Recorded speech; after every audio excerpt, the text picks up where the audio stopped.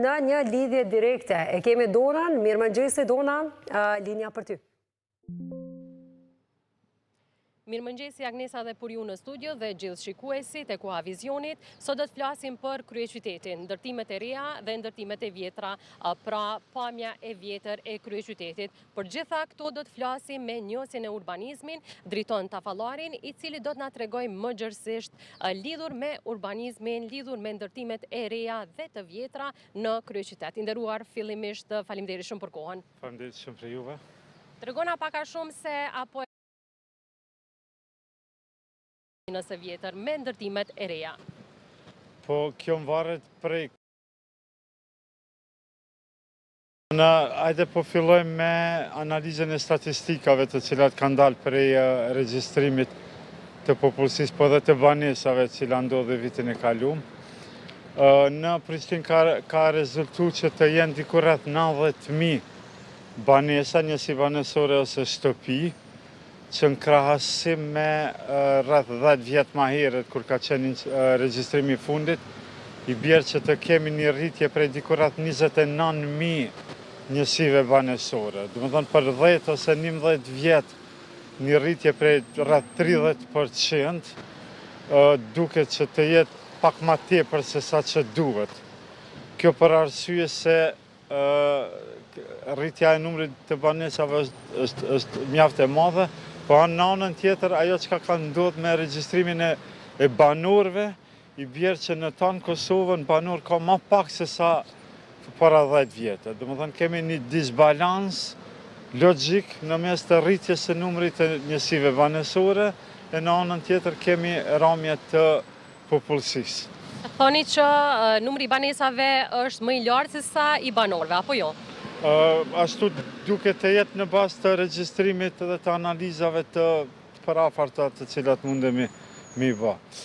Mirë po, këtu do të me marrë parasysh një fakt që në kohët moderne, ose në kohën të cilën jetojmë, një numër i familjeve ka nevojë për ndarje të gjeneratave, ashtu ta quaj.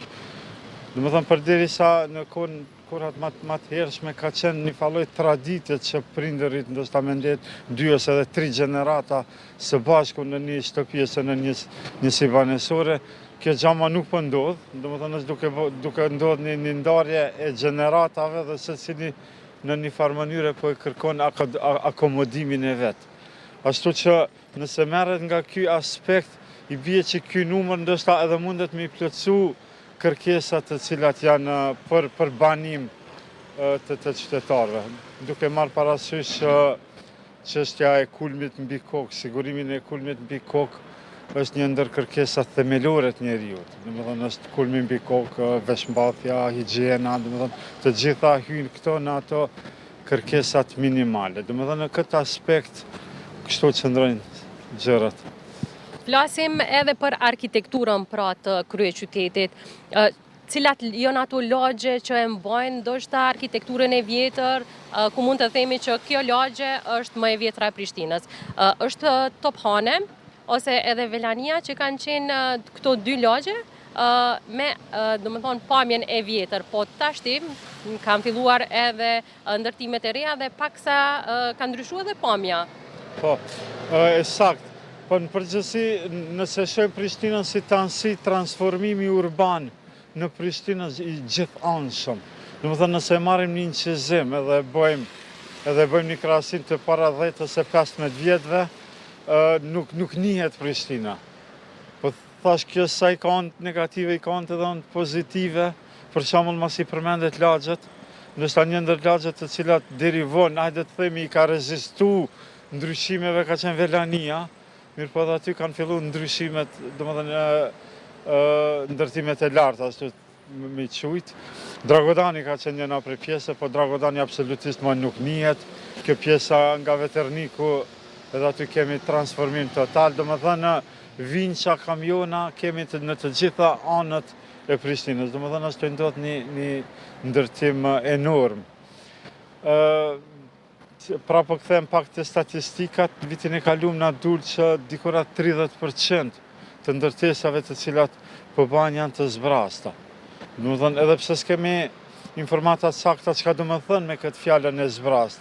A është fjala që nuk janë shit, a është fjala që i ka ble dikush nuk jeton aty, a është fjala për gurbetçar, domethënë nuk e kemi këtë informat, mirë po kjo është një farloj shenje për planifikuesit urban, ose ma mirë me thënë për planin zhvillimor komunal, i cili pritet që në fillim të mandatit të ardhshëm të zhvillohet, duhet të bëhet një analizë shumë e thellë dhe duhet të mendohet seriozisht nëse në Prishtinë ka nevojë për ndërtime të reja apo më në fund t'i kthehemi gjelbërimit edhe parqeve dhe kandeve sportive ndoshta. Flasim pak edhe për qytetet e tjera, sepse ndërtimet e reja pra ndodhin kudo në qytete. Është edhe Prizreni, që dihet që qendra e vjetër e Prizrenit tërheq mjaft vizituar nga vende të ndryshme dhe është një bukuri e rrallë për të parë. Mendoni se edhe andej edhe në Prizren, pra kanë filluar ndërtime që ta shëmtojnë në thojza qytetin e vjetër? Mendoj që Prizreni e ka rujt pak më mirë traditën. Në këto zonat që po i përmendin Nën Kalaja ose Shadrvani ose këto zonat e qendrës, po dhe kjo pjesa afër lidhjes Prizrenit e kanë rujt, domethënë traditën, aty nuk lejohet absolutisht ndërtimet, sidomos ndërtimet e larta, që mendoj që është një anë pozitive. Po në pjesë tjera, në periferi apo në pjesë pak më të larta, edhe në Prizren, si në të gjitha qytetet tjera të Kosovës, ndërtimi e ka marrë hovin e vet. Si me thënë, ndërtimi është si lumi, është i pamundën me u ndalë. Mirë po çka duhet me ndodhë edhe nuk duhet me u ndalë, mirë po ajo çka duhet me ndodhë është të orientohet. Domethënë, qëllimi i shtetit është që përmes planifikimit hapësinor të orientohen kompanitë ndërtimore, po edhe banorët, se cilat zona mund të ndërtohen e cilat jo.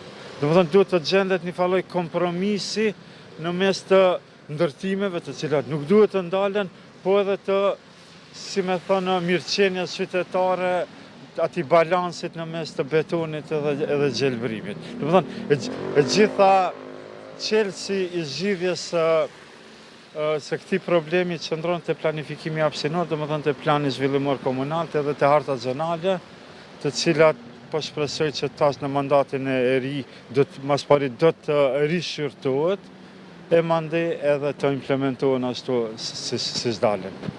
Pra, thoni ta bëjmë një përmbledhje kështu të shkurtër. Mirë që po ndërtohet kryeqyteti dhe qytetet të tjera të Kosovës, por është mirë ndoshta të fokusohemi te objektet e vjetra dhe të mos ja humbim pra bukurinë që e ka.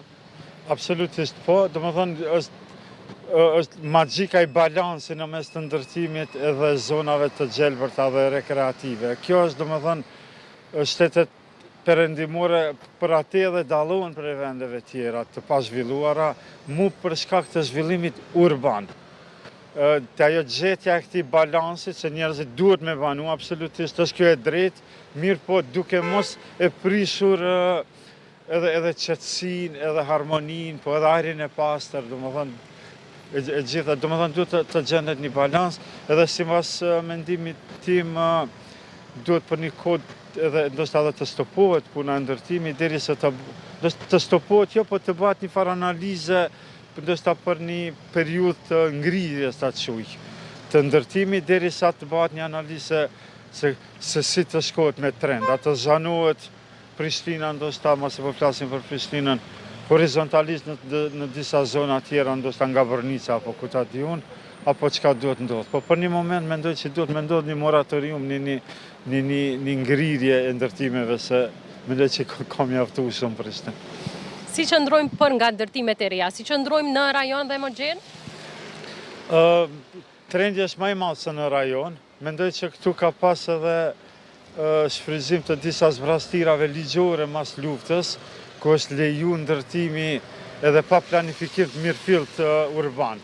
Domethënë hovi i ndërtimeve u mur mas lufte, me qenë se dihet që Kosova ka qenë mjaft e shkatruar, me thuhet që diku rreth 120.000 objekte gjatë luftës kanë qenë të dëmtuara, ashtu që kjo periudha e mbas luftës në një farë mënyrë pak edhe u keq përdor, ashtu që kemi ndërtime vende pa vend.